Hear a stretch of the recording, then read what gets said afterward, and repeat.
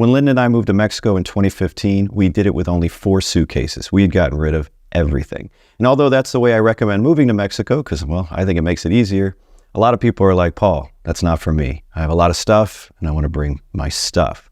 So if you're one of those folks, this video is for you. Today I'm going to be talking to Pablo Arias from International Relocation Partner. He is an expert in doing this. He knows about the legalities and logistics. I did an interview with him, and the interview was so great that I'm going to show it to you in its entirety. Hey, everyone. Thank you, Paul. How are you? Fantastic. So talking about some of the logistics and legalities of moving to, say, Mexico, obviously very different than moving within one's own country. So I don't know if you want to just start there, because some people don't realize how different it's going to be. You know, every time we do international moving services, been doing this for 14 years, and we focus, obviously, Latin America, and Mexico is one of those destinations that a lot of people are moving to Mexico. They just want to move to Mexico because of many different reasons, but they don't realize, people just do not realize, it's a completely mind shift into how things operate on this side of the border. You know, from immigration, from immigration, customs, government entities, offices, is completely different. So be able to understand there is a risk involved, I think is important, it's huge. Having the awareness of you're going to need a special documentation sometimes. In this particular case, you need to have at least your immigration process as a temporary resident or permanent resident. You have to have these things. And that's a complete process itself. Mm-hmm. If you and the risk, and if you don't have these things, it could cost you thousands of dollars. I mean, so you're talking about with the process, you know, if somebody just wants to be a tourist and bring all their stuff down, that's not even going to be an option. They're going to have at least temporary residency or permanent residency, right? I mean, you can probably drive your truck through the border as a tourist and have your truck loaded with clothes and some things. But if you're looking to ship a container or a couple of pallets of household goods, maybe furniture, electronics, you have to have first your temporal residency or your permanent residency. And once again, this is huge. We see people all the time, and they call me at least once a week. Hey, Pablo, somebody give me your number. I have my things in Puerto Veracruz port. I have my things in, this customs terminal. Yeah, can you send me this document? Can you send me this? Do you have a packing list? I was like, no, I don't have none of that. And that means that person is going to start the immigration process. The container is going to be hauled in a customs terminal or at port. And if it is a port, it could be $150 a day. So if the immigration process takes, a month, 2 months, 3 months, depending on how long it takes, you're paying storage.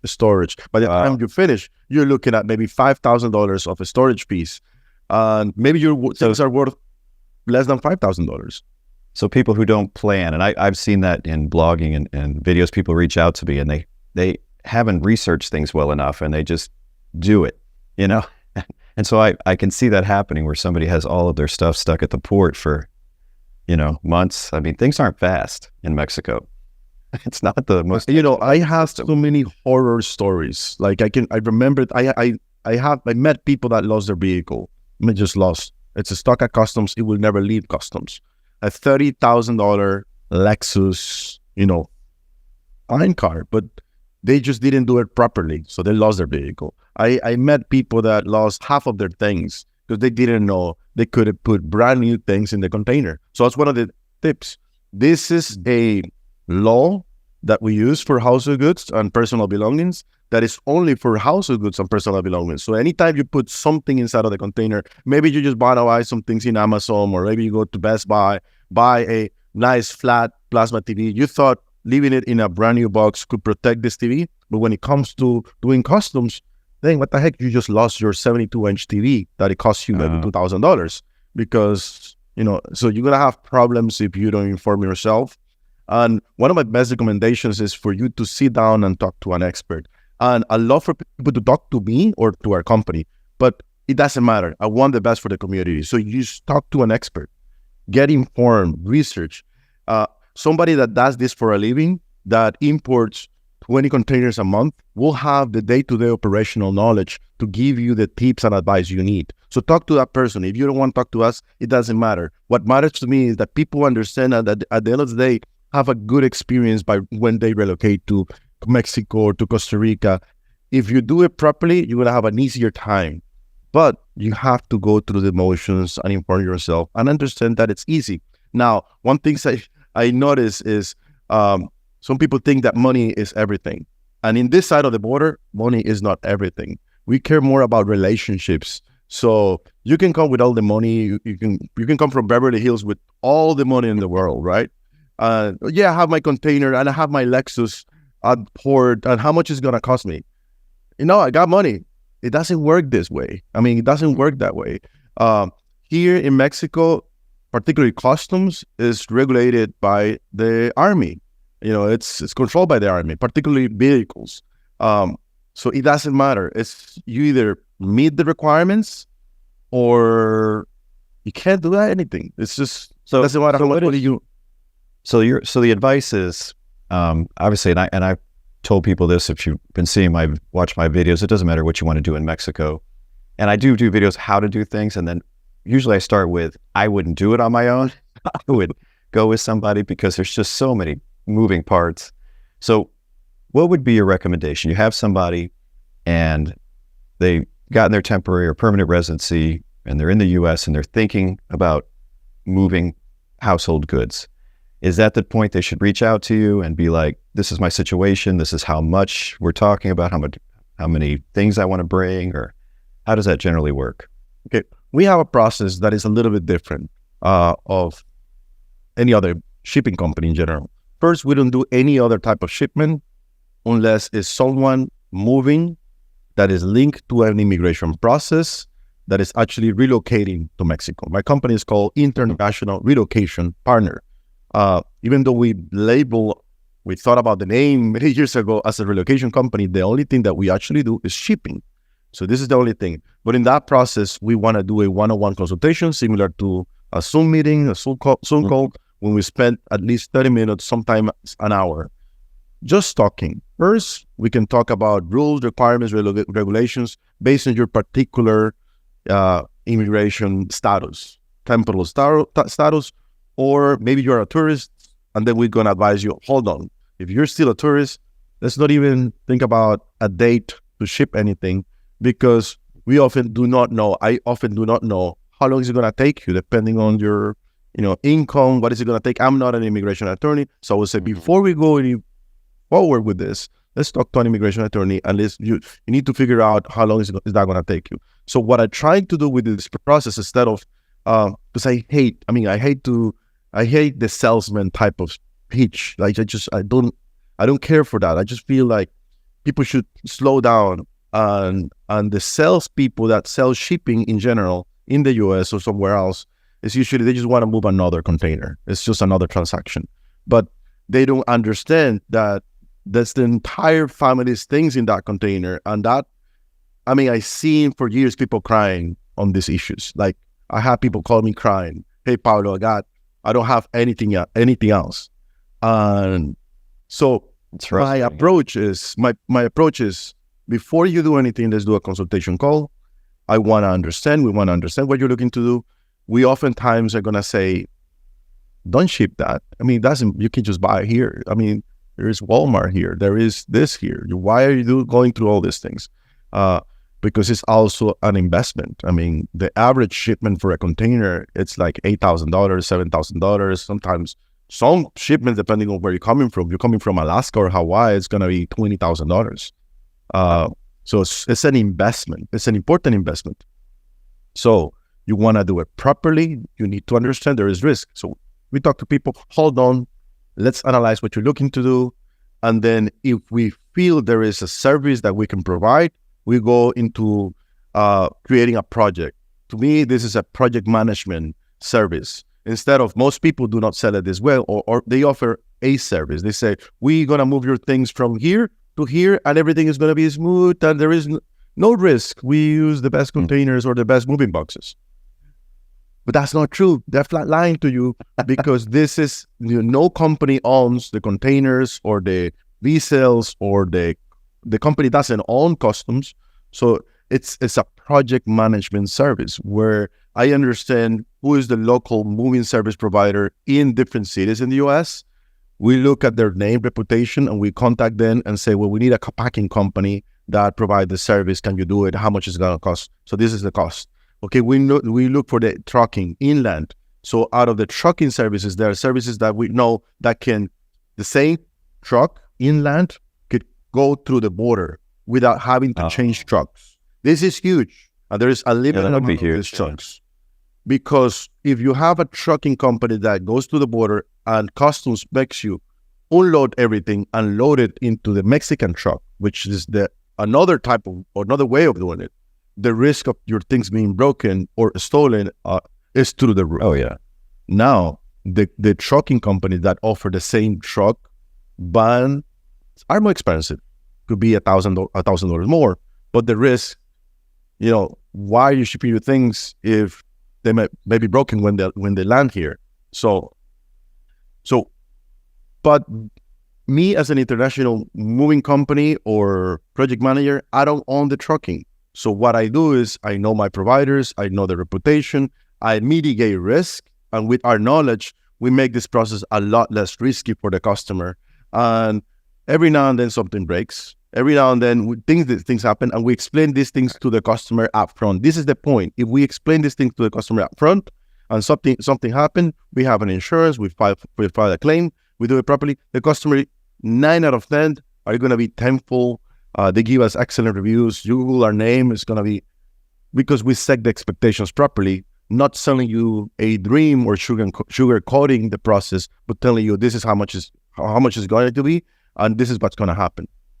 Right, and you talked about, your reputation and reviews, and I never do any interviews or even mention any type of a company if I haven't researched them and I feel, that there's value there for the viewers, And so in looking at your reviews and your company and everything, it looks great. You have a lot of happy people there. You're building also like an online community where you're helping people, giving different advice. I mean, I was like, at first I was like, okay, let me look into it. And I was like, wow, especially in a company like that, to see just the positive feedback and how much you actually just give of yourself to help people. You're giving people so much advice to make sure that they don't fall in those pitfalls. I mean, oftentimes you find business owners that are for the money, and that's all it matters. To me, it's personal. I remember like my first shipments, dreaming about my customers' things. I remember moving a fancy French piano, like 100-year-old French piano from one country to another. It was Mexico to Costa Rica. Woke up 3 a.m. in the morning, Mrs. Pinita piano, like that. And that was like 13 years ago or 14 years ago. So I'm a people's person. So what I like about my business is getting to know people, understanding what is it that they're going through. And I have a great admiration for the newcomer or expat that comes here, because they're usually retired people. So we talk about, what is it that you do? I'm retired from what? I'm in technology. I'm in this, I'm in that. And I'm just learning a lot of things. And so I have great admiration for my customer who are living and making their dream come true. And I want to help. And that I translated into my team. Now, after 14 years of doing this, we have an operation department. So 6 people just doing follow-ups, explaining where the customer is today and what is going to happen next. That's kind of like a small little call center, but it's just WhatsApp groups, just telling people what's going to happen. And we have now relocation consultants that takes these meetings with the customers. And when we go through sometimes 3 or 4 in the training process before I find the right consultant, because I want to make sure they're not just for the money, that they care about their name or reputation. And that's really hard, because everybody needs money. I understand it's fuel for growth. It's fuel for, your pension, your retirement, your family, but it's not everything. It's just, it's not the most important thing to me. Helping making this process smoother, it's more important than just making or setting out a shipment. This is why we are really upfront. It's like, hold on, you don't need our services. Or we ask our customer, and this happens a lot, we ask our customer, please book a consultation call. So we have a different approach. Most sales organizations or businesses are going to be like, there is somebody fill out a form and they're going to go immediately, just like an insurance company or a credit card company trying to sell you into a credit card or trying to sell you a insurance, because competition is rough, because whatever it may be, that industry, right? Or a car sales company is like, you fill out a form to buy a car, you get a call in like a second. We do a very opposite thing. Somebody come to us, usually it's a referral, because 90% of my business is a network between immigration attorneys, real estate agents that are trustworthy in our communities. So it's word of mouth referrals. And when they come to us, we reply with an email. Excellent, we'd love to help. We're going to give you this free consultation. Please book an appointment. Oftentimes, people have to wait a week to get the appointment. So if sometimes I got the customers like, no, but these other companies are calling me right now. I understand, but we are busy. First, we are busy, and people want to come to us because we want to tell you the truth regardless. So we want to be transparent.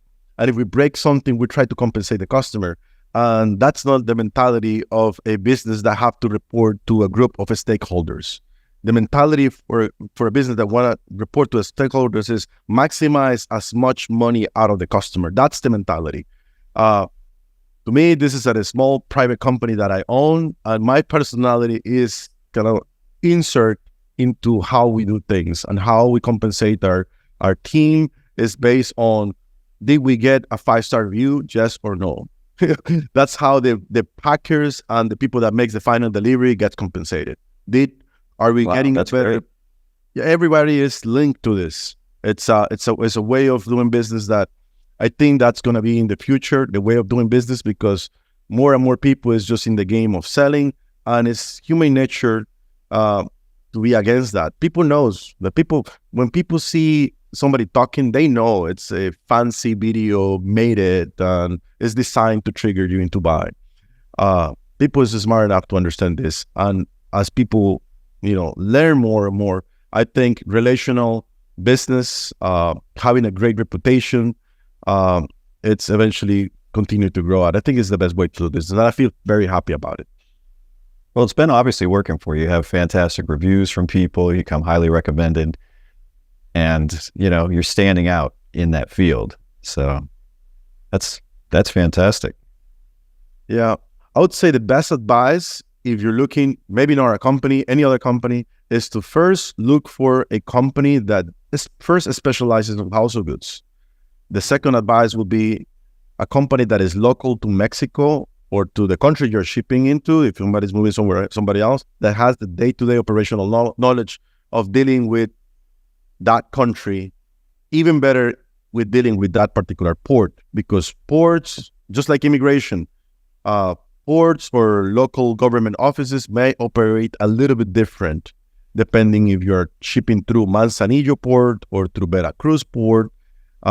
So ports could operate a little bit different. So the more specialized is your service provider in this field, the better. Now, this is an industry that it's not a nice industry to be in. It's a lot of bad rep for the mover in general. Just the Better Business Bureau in the US, the last time I checked, which was a few years ago, had like over 3,000 claims of people being ripped off or complaining. So you go to the Better Business Bureau and look for this. They have a special landing page to report moving companies that they were not, Oh, really? Oh, yeah, having a special landing page. So this industry is an industry where you can find a lot of bad players. You need to be careful, slow down, do your research. With that alone, if I just have that to say, I think that's the way to go. Just with that alone, that's the best advice I can give. Be careful, do it slow, take your time, and do not rush it. I mean, this is a big investment. Oh yeah, it really is a big investment when you're talking about the costs involved and the logistics and things. And that's why, I just came with 4 suitcases to start. Yeah, and that's Mexico is easier. No, and that's perfectly fine. I would say most people, we always say, well, before you do anything, just go first, enjoy, have time. Something that we do a lot, and we have we build contacts in communities. So I'm here in Playa del Carmen just meeting with a network of business service providers in different fields, not just for relocation, for everything, for construction, for immigration, for a lot of different services. They're all expats that own businesses in this community. Like, oh, wow, 90% of these people. So that's what I do now. Like now, and right now I have my company that kind of operates itself. And what I do the most time is now things like this interview and trying to network with the right people and trying to understand who are good service providers. So what I do in my consultations, I try to understand, what else do you need? Oh, I need property management. Okay, but let me see if I have a contact for you. And then we have these contacts in a database, and we have templates to introduce something like good people should work together. This gentleman is in this community, is another expat, and they have a good rep. So I spend a lot of time trying to provide more value, looking for those contacts to provide value, to also build the expatcommunity.com, which is a lot of free services. Local news translated into English is one of them. So, So expatcommunity.com, is that what you said? Theexpatcommunity.com. Theexpatcommunity.com. Okay. So this is very new. It's 3 months since I launched this. But what we do is we research the local newspapers. So in Mexico, there is a list of local newspapers. Some of them are the state or local to the community. Maybe here in Playa del Carmen, there is one, right? So there are some news that the newcomer, the expat, they don't know. They don't know if, a few blocks down the road, there is an issue with the highway, or they're going to, block something, or because this is the local news that only the Mexican know, because they watch the local news. So I thought maybe we should translate that and send that into a newsletter to the newcomer. And in Mexico, it's really hard to do because it's a huge country. So right now we are just doing general news for the country. But eventually we go into a little bit more local to the expat communities. So we're doing that for Mexico, for Costa Rica, for Panama right now. And eventually wow, that's a big job. It is a big job. We have somebody full-time doing that, about to hire somebody else to complement that, because it's a lot. We can do it. It's just a lot of work. But I do feel it's a lot of value. There's a lot of value into doing that. Well, that's great. Wow, you shared a lot of great information today. And I think one of the things I take away, and especially because I'm familiar with the bureaucracy in Mexico, is my advice for folks is to definitely follow Pablo's advice. And it is a big investment if you're going to bring your things to Mexico, and the logistics and bureaucracy involved is not something, you want to try to start out on your own and then have to call somebody like Pablo because your stuff is stuck at the port for who knows how long. No, that's crazy. So you mentioned that they can arrange a free consultation with one of your folks and talk about the different options. So, I mean, that's fantastic. You can't be free and you're helping out people. So I don't know if you had anything else you wanted to add. No, thank you so much for this opportunity. We look forward to help your audience. Anybody has questions, please reach out. We set you up with a consultation call, and we'll be happy to provide as much value as possible. And if sometimes we don't have the answer. I mean, to be quite honest, it's like somebody wants to do something a little bit different, so we can just recommend you to a contact that may work for you guys. And I think that's a huge, that helps out people too, referring them to other people that they can trust, that are subject matter experts in something else. That's a great service too. Yeah. And that's fantastic. Yeah. Thank you so much. It was great meeting you and everything. And there's going to be links to Pablo's company pasted at the top of the comments section and also on the screen. And you'll also see it in the description section. And you can always write me if you can't find it, and I'll send it to you. So, okay. Well, that's all right, everybody. I guess that's it. So until next time, hasta luego.